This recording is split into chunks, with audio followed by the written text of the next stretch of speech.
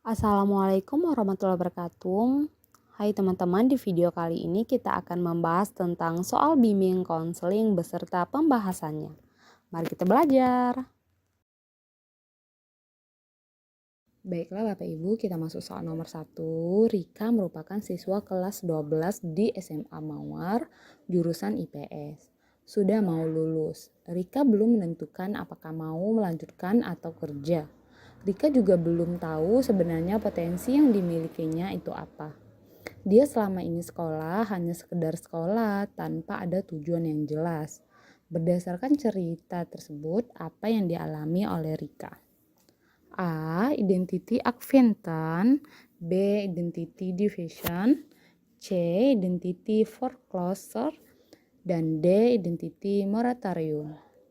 Kira-kira jawaban yang benar untuk soal nomor 1 ini apa Bapak Ibu?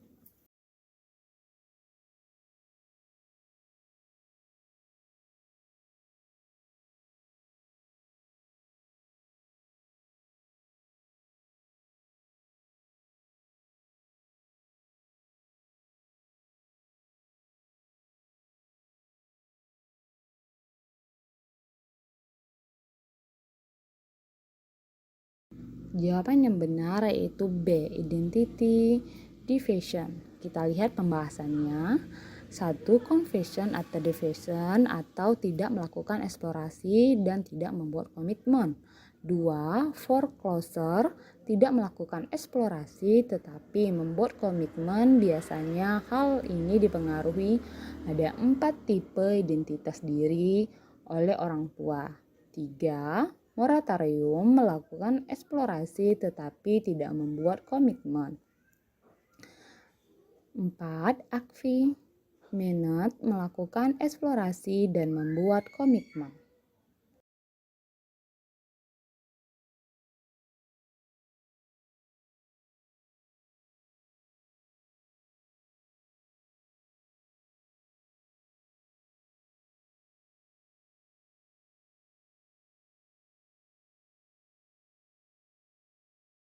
Baiklah Bapak Ibu, kita masuk soal nomor 2. Peserta didik yang memperoleh pengetahuan dan pemahaman tentang aspek dan tugas perkembangan merupakan pengertian internalisasi tujuan. A. Penyadaran, B. Akomodasi, C. Tindakan, dan D. Berpikir. Jawaban yang benar untuk soal nomor 2 ini apa Bapak Ibu?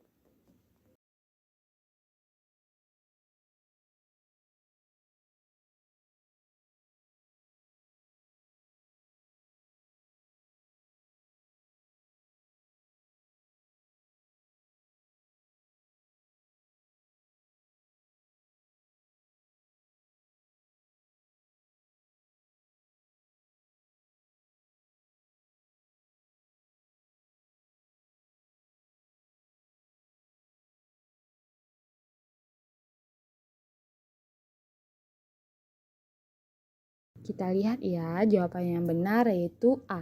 Penyadaran. Kita lihat pembahasannya ya Bapak Ibu.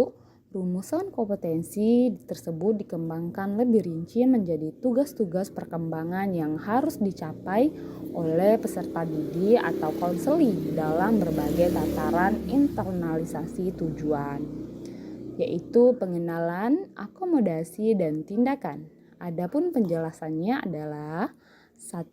Pengenalan atau penyadaran, yaitu peserta didik memperoleh pengetahuan dan pemahaman tentang aspek dan tugas perkembangan standar kompetensi yang harus dikuasai. 2. Akomodasi, yaitu peserta didik memperoleh pemaknaan internalisasi atas standar kompetensi yang harus dikuasai sebagian dari kemampuan dirinya. Dan tindakan yaitu mendorong peserta didik untuk mewujudkan perilaku nyata dalam kehidupan sehari-hari dari standar kompetensi yang harus dikuasai.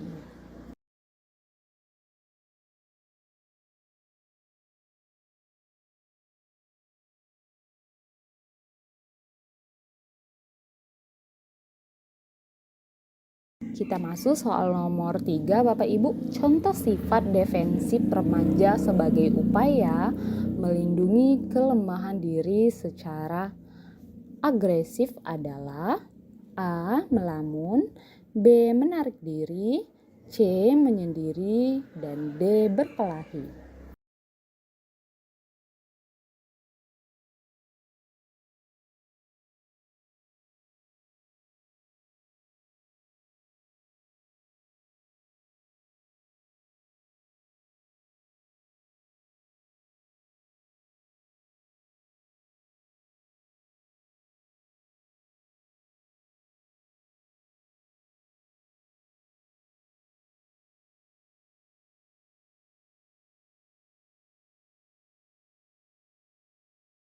Baiklah Bapak Ibu, jawaban yang benar yaitu B, menarik diri. Jadi siswa remaja dalam melindungi kelemahan dirinya secara agresif, biasanya siswa tersebut menarik dirinya dari orang-orang di sekitar mereka.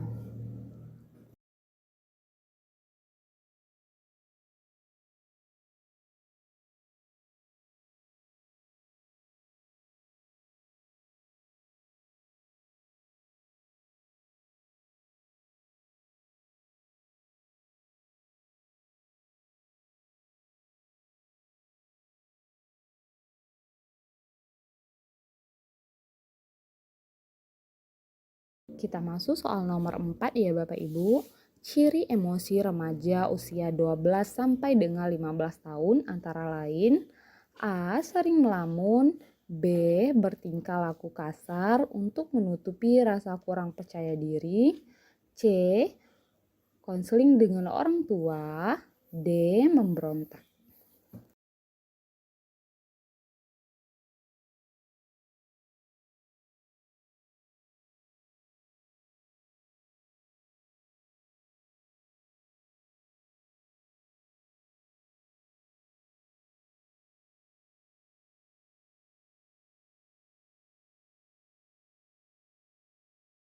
Jawaban yang benar yaitu B. Bertingkah laku kasar untuk menutupi rasa percaya diri.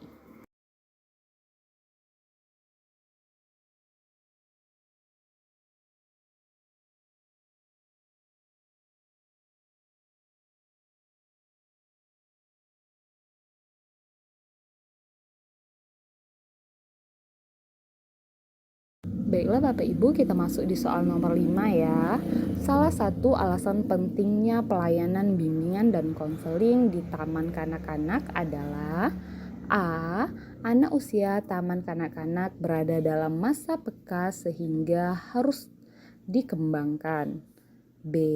Perkembangan di taman kanak-kanak akan berpengaruh pada perkembangan selanjutnya, di mana perkembangan di sekolah dasar sangat ditentukan oleh bagaimana keberhasilan anak melampaui masa sekolahnya di taman kanak-kanak.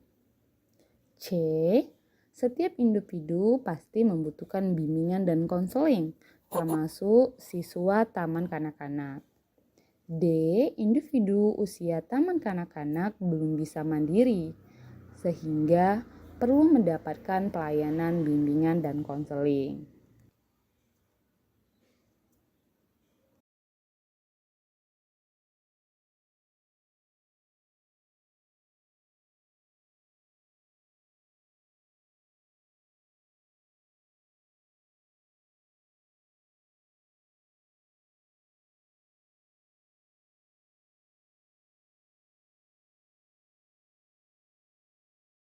Jawaban yang benar yaitu untuk soal nomor 5 kita B. Perkembangan di taman kanak-kanak akan berpengaruh pada perkembangan selanjutnya, di mana perkembangan di sekolah dasar sangat ditentukan oleh bagaimana keberhasilan anak melampaui masa sekolahnya di taman kanak-kanak.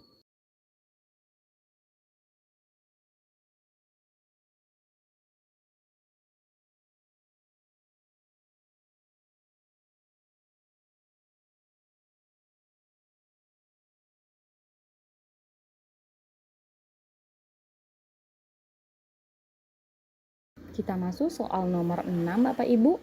Berikut salah satu yang bukan termasuk prinsip pelayanan bimbingan dan konseling pada aturan jalur pendidikan non-formal adalah A.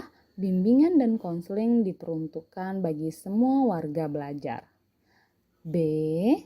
Bimbingan dan konseling sebagai proses sosialisasi. C. Bimbingan dan konseling menekankan hal yang positif. D. Bimbingan dan konseling merupakan usaha bersama.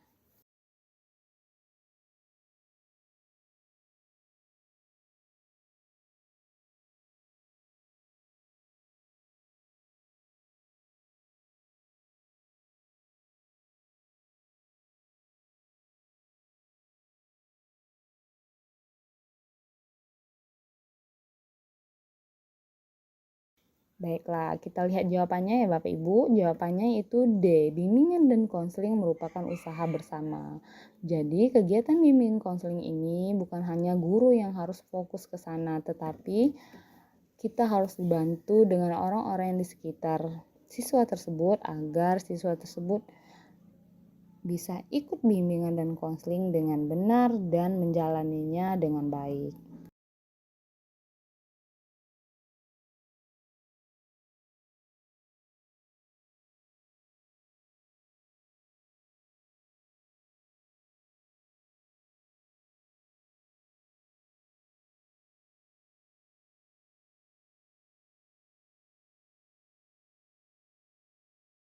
Baiklah, kita masuk di soal nomor 7. Karakteristik perkembangan peserta didik pada satuan pendidikan informal tidak begitu mencolok. Karena A. Peserta didik dalam usia relatif sama. B. Kegiatan pembelajaran disesuaikan dengan kebutuhan peserta didik. C. Peserta didik umumnya tidak mempunyai masalah. Dan D. Kegiatan konseling menyesuaikan dengan kondisi peserta didik. Kira-kira jawaban yang benar apa Bapak Ibu?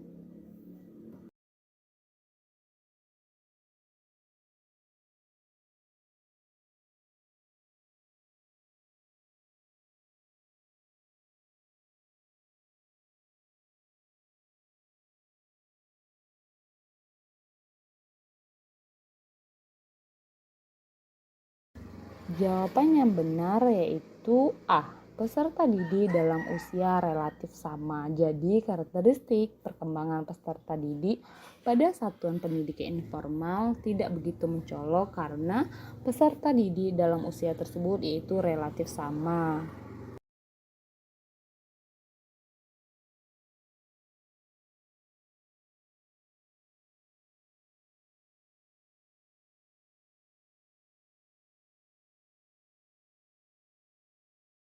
Kita masuk soal nomor 8. Peserta didik sekolah menengah berada pada masa remaja. Pada masa ini, perkembangan fisik berjalan sangat cepat dengan ditandai ciri-ciri primer dan sekunder. Di bawah ini merupakan ciri-ciri sekunder pada remaja adalah A. Perubahan suara menjadi rendah besar pada remaja laki-laki. B. Menstruasi pada remaja wanita. C. Mimpi basah pada remaja laki-laki. Dan D. Tumbuhnya jakun pada remaja laki-laki dan wanita. Kira-kira jawaban yang benar apa Bapak Ibu?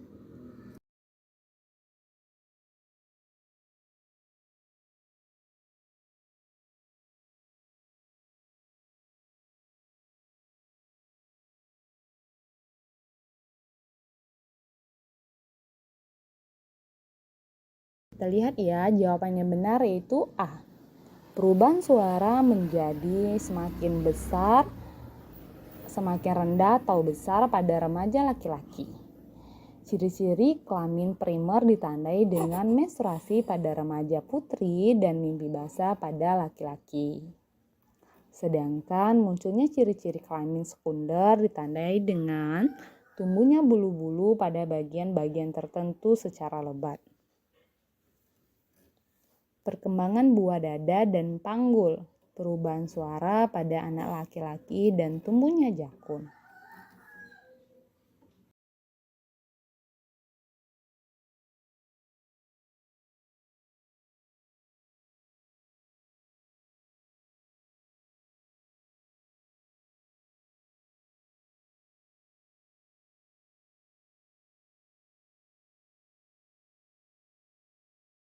Kita masuk soal nomor 9, Bapak Ibu. Profil perkembangan intelektual SMP di bawah ini yang benar adalah: A. Tercapainya kedewasaan intelektual umum.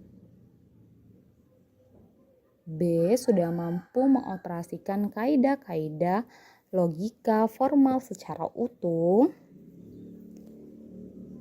C. Kecakapan dasar umum atau general intelligency menjalani laju perkembangan yang terpesat. Sedangkan D.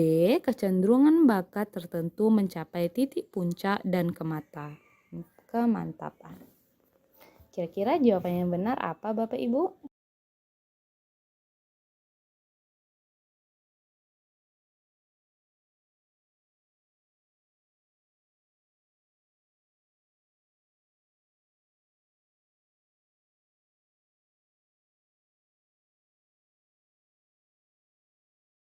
Baiklah, kita lihat jawabannya ya Bapak Ibu. Jawabannya yaitu C.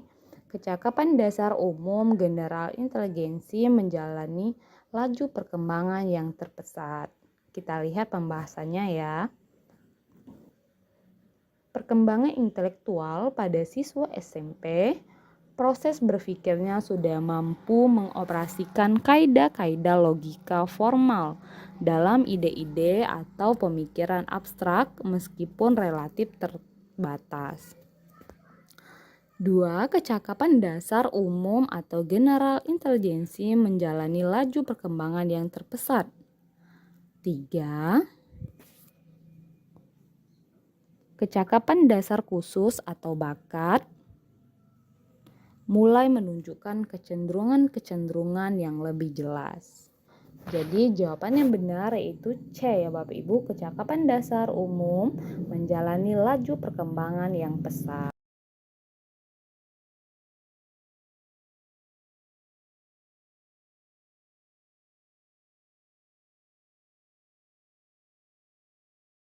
Kita masuk soal nomor 10 Bapak Ibu. Peserta didik memperoleh pengetahuan dan pemahaman tentang aspek dan tugas perkembangan. Merupakan pengertian internalisasi tujuan. A. Penyadaran. B. Akomodasi. C. Tindakan. D. Berpikir.